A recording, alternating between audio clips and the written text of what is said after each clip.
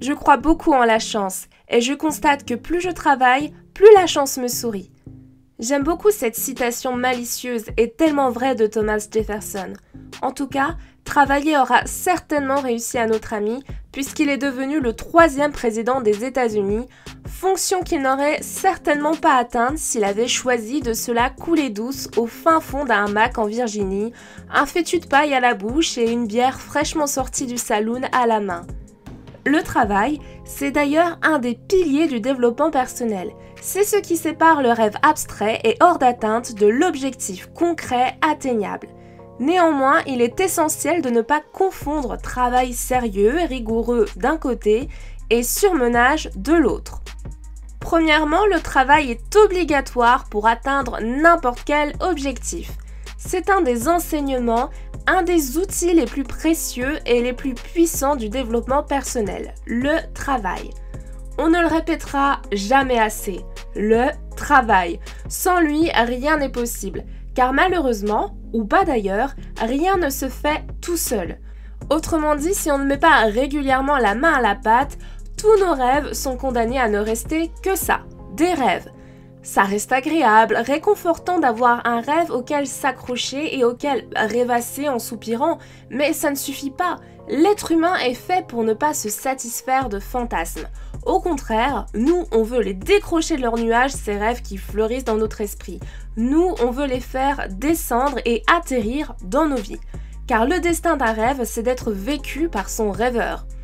Aussi, pour qu'il puisse se concrétiser, il faut le transformer en un objectif clair, précis et avec une date de réalisation définie. Autrement dit, il faut passer par la case travail, par la case action. Par exemple, si ton rêve est de devenir neurochirurgien, tu auras comme objectif de décrocher ton bac scientifique avec une bonne moyenne, puis de t'inscrire en fac de médecine et de valider toutes les années du cursus jusqu'à l'obtention du titre de neurochirurgien. Personne ne peut remettre en doute le fait que ça demande énormément de travail et un grand nombre d'années d'engagement total. Mais même chose, si tu souhaites plutôt perdre 20 kilos, le travail, l'engagement demandé sont énormes, sans mauvais jeu de mots. Non, il ne suffit pas d'aller courir ou de lever le pied sur les desserts comme on peut l'entendre, car cette nonchalance sous-entend qu'il n'y a rien de plus simple que c'est du gâteau de perdre du poids, alors qu'en réalité, ça demande toujours un effort considérable que de changer ses habitudes et de mettre de la discipline dans son quotidien. Idem, si tu veux te lancer dans la rénovation de ta maison qui arbore les mêmes papiers peints depuis les années 80, tu vas devoir t'employer pour redonner à tes murs une seconde jeunesse. Et c'est bien connu, on est toujours trop fatigué pour avoir le courage de s'y mettre le soir après le travail, ce qui est malheureux car on trouve toujours mieux à faire le week-end aussi. Par conséquent, il n'est pas rare qu'une maison reste en travaux ad aeternam, victime de l'ambition inachevée de ses propriétaires. Ne nous voilons pas la face, nous avons tous été, au moins une fois, la proie de cette flemme légendaire. Bref, on pourrait multiplier les exemples, mais tu connais déjà la chanson. Tout demande des efforts, de l'énergie, du temps, de la patience et donc du travail. C'est un passage obligatoire, donc autant accepter l'idée le plus tôt possible et commencer dès maintenant à se retrousser les manches, parce que personne ne travaillera à ta place à la concrétisation de tes projets. Les gens sont trop occupés à poursuivre leurs propres rêves ou à les laisser s'envoler pour ça. 2.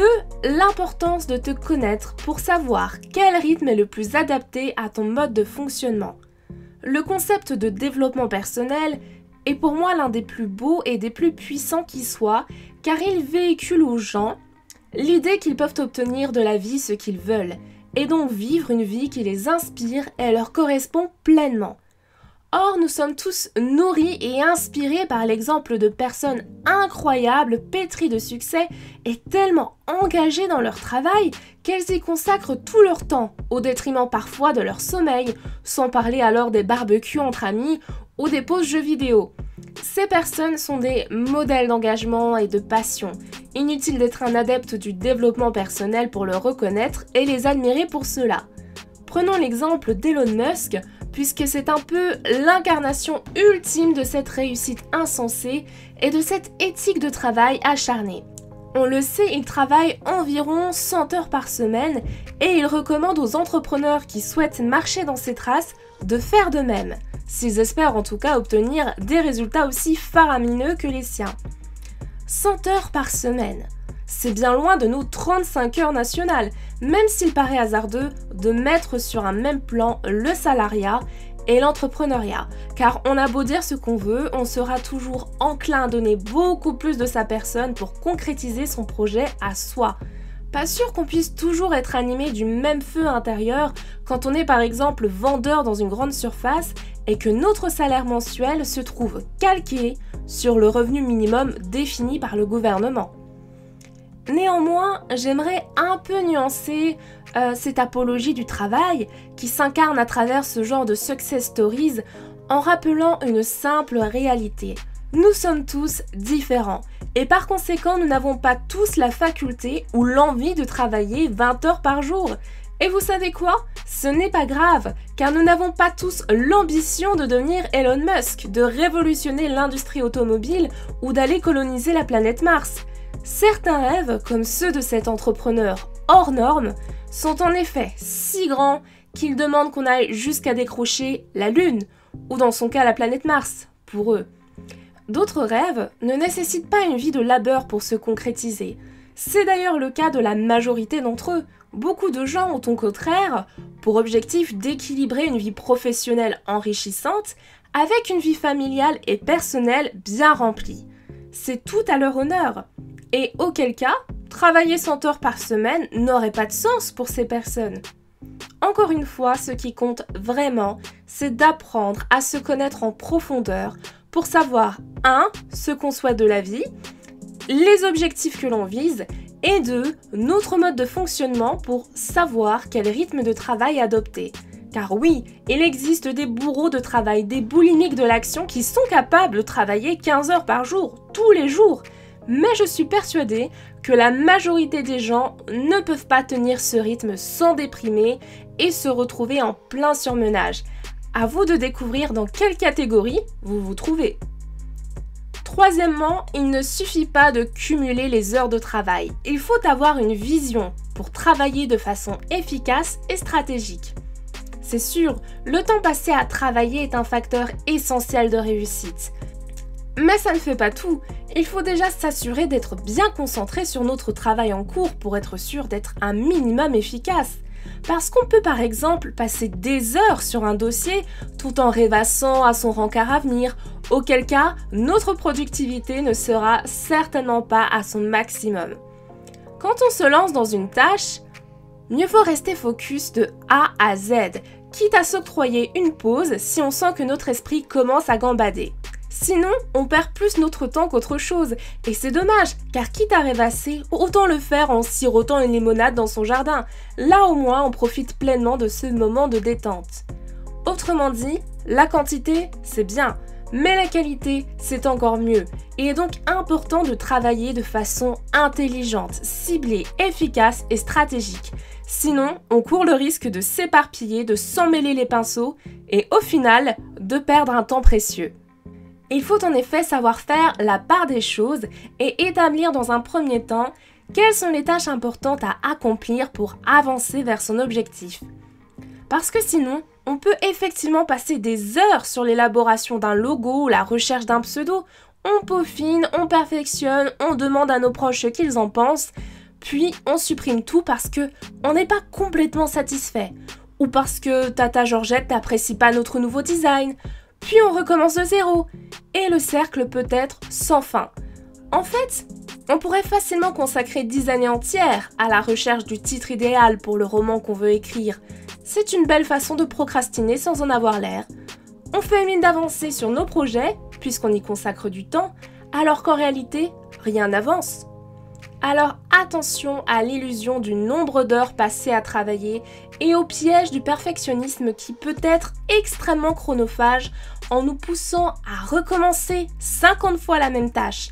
On devrait toujours s'assurer d'être réellement productif.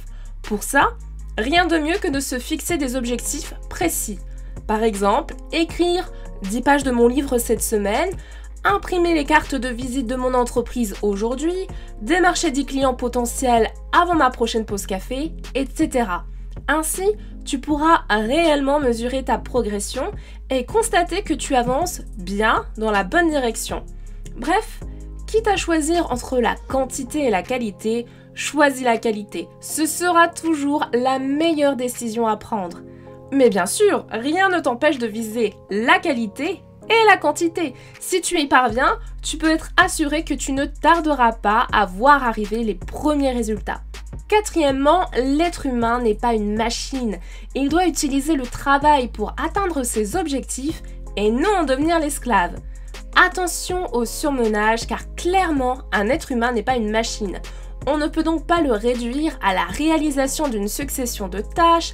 Il n'a pas vocation qu'à créer, qu'à produire. Contrairement aux robots, nous avons besoin de partager, d'aimer, de nous reposer, de prendre du temps pour nous, bref, de vivre. On ne peut donc pas se contenter de donner en permanence. Parfois, il faut fermer les vannes. Parfois, il faut prendre des autres pour se nourrir intérieurement. Il est vraiment important de trouver cet équilibre entre la consommation et la production, entre l'absorption et la transmission, au risque de se retrouver vidé. Les êtres humains sont des êtres éminemment sociaux, ce qui veut dire que nous sommes tous, à un certain degré, des éponges qui avons besoin d'absorber des éléments de notre environnement. En effet, difficile d'imaginer Pablo Picasso se lancer dans la peinture s'il n'avait pas toute sa vie bénéficié du travail de tous les autres artistes qui ont tous contribué indirectement à inspirer son œuvre de par leur simple existence. Personne ne vit en complète autarcie. Les êtres humains s'observent mutuellement et chaque personne de notre entourage agit sur nous comme un miroir qui nous enseigne tout un tas de choses sur les autres, nous-mêmes, la vie d'une manière générale. Apprendre toutes ces choses nécessite d'être au contact des autres et de vivre des expériences différentes, chose qu'on ne peut pas faire si on passe notre temps à rédiger des articles de blog pour faire décoller son entreprise par exemple. Cinquièmement, prendre du repos est nécessaire pour renouveler sa jauge d'énergie qui diminue quand on travaille. Ainsi, tout simplement, l'être humain a besoin de plages de repos afin de se ressourcer, de renouveler son niveau d'énergie dans lequel il puise nécessairement en travaillant. L'idée, c'est qu'on a tous une jauge de motivation, d'énergie, de créativité, de volonté et qu'on puise dedans à chaque effort que l'on fournit. Un peu comme une voiture en manque de carburant lorsque le réservoir est vide. Il est illusoire d'espérer continuer à avancer. Numéro 6. Attention, trop travailler nuit parfois à notre productivité. Même si ça peut sembler contre-intuitif à première vue comme raisonnement, l'excès de travail peut s'avérer clairement contre-productif. C'est d'ailleurs le sens de cet adage issu de la sagesse populaire, le mieux est l'ennemi du bien, ce qui signifie que trop en faire peut au final s'avérer être une perte de temps. Par exemple, lorsqu'on passe un temps trop long concentré sur une seule et même tâche, on se fatigue plus facilement. Au bout d'un moment, on est tellement absorbé par ce qu'on fait qu'on perd en créativité et qu'on n'arrive plus à prendre le recul parfois nécessaire. Ou alors, on n'arrive plus à envisager ce qui pourrait être fait différemment. On est alors prisonnier d'une façon de penser, d'une façon de voir les choses trop étriquée. Tu n'avais jamais remarqué que parfois, face à un puzzle particulièrement difficile, il suffit de faire une pause et de revenir plus tard avec un regard neuf et un esprit plus reposé pour que soudain, les pièces s'emboîtent comme par elles-mêmes?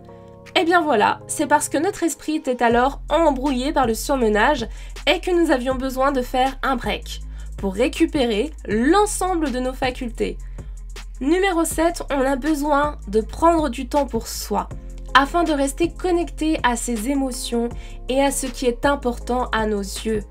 De même, il faut parfois de l'immobilité et du silence pour parvenir à entendre ce que notre être intérieur nous souffle et cherche à nous communiquer. Il est essentiel de s'assurer qu'on avance toujours dans la direction que l'on souhaite emprunter, qu'on ne dévie pas ou qu'on ne change pas en cours de route, sous peine de poursuivre sur une voie qui ne nous correspond tout simplement plus et de se retrouver au final tout seul, à pied, sur le bas-côté de la route, en se demandant ce qui a bien pu se passer en chemin pour qu'on se retrouve ainsi en décalage par rapport à nos aspirations et à nos ambitions les plus profondes. Si on est tout le temps dans le rush, en train de courir de droite à gauche, difficile en effet de vérifier que ce qu'on fait a encore du sens pour nous. Alors on prend le temps de se poser et de se connecter à soi. Un stylo et une feuille de papier peuvent accomplir des merveilles dans ce type d'exercice. Numéro 8, préférez le sur-mesure aux formules magiques généralistes qui ne tiennent pas compte de notre individualité. La connaissance de soi, c'est la clé de tout. Pour conclure, évitons de tomber dans le piège des règles générales qui s'appliqueraient à tout le monde sans prendre en compte l'individualité de chacun qui ne peut pourtant pas être niée. La plupart du temps, il n'y a pas de formule magique universelle, il faut du sur-mesure. Sinon, il n'y aurait pas besoin de coach en développement personnel. Ça ferait longtemps qu'à la place, on aurait une espèce de grosse encyclopédie rassemblant la bonne attitude à adopter, la meilleure habitude à prendre, et au final, nous serions tous des clones, fades et interchangeables. Pour finir, je pense que chaque personne doit apprendre à se connaître en profondeur afin de trouver le point d'équilibre entre toutes les sphères de son existence. C'est comme ça qu'on se construit une vie pleinement épanouissante et heureuse. La connaissance de soi permet de trouver son propre équilibre.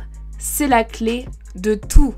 À votre tour de vous exprimer, que pensez-vous de cette distinction travail-surmenage ? Quel est votre propre rythme de travail? Comment veillez-vous à respecter l'équilibre travail-détente qui vous convienne le mieux? Dites-moi tout dans les commentaires.